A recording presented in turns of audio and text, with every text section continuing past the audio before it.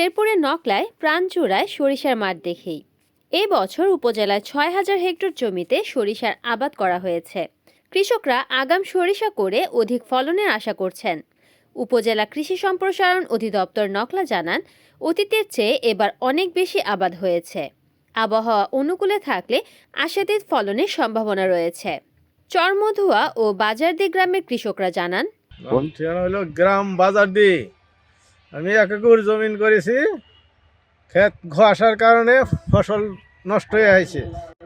এটা হচ্ছে আমাদের চর এলাকা। এখানে বরাবরের মতো এবারও অনেক সরিষার আবাদ করা হয়েছে।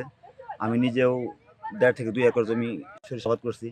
তবে এইবার অন্যান্য বারের চেয়ে ফলন খুব ভালো হয়েছে মনে হচ্ছে। তবে যদি শৈত্যপ্রবাহ কুয়াশাটা কাইটা যায়, এবার আমরা আশাবাদী যে ভালো ফলন হবে। আমাদের এলাকায় এবার সরিষা ফলন ভালোই হয়েছে মোটামুটি। তবে কুয়াশা অবস্থা খুব বাজে, এমনি এই জন্য আর কি এমনি সরিষা একটু ড্যাম মারছে। যদি কুয়াশা না থাকে তাহলে এমনি ইনশাল্লাহ ভালো ফলন আশা করা যায়। নকলা উপজেলা কৃষি অফিসার মোহাম্মদ আব্দুল ওয়াহেদ খান সরিষার আবাদ নিয়ে জানান, চলতি মৌসুমে নকলা উপজেলায় প্রায় 6,000 হেক্টর জমিতে সরিষার আবাদ হয়েছে, যা বিগত বছরগুলোর তুলনায় রেকর্ড পরিমাণ সরিষার আবাদ বৃদ্ধি পেয়েছে।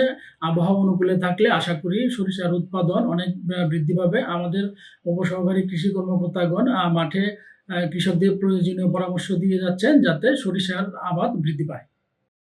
রিপোর্ট করেছেন শেরপুর প্রতিনিধি ইউসুফ আলী মণ্ডল, NN টিভি।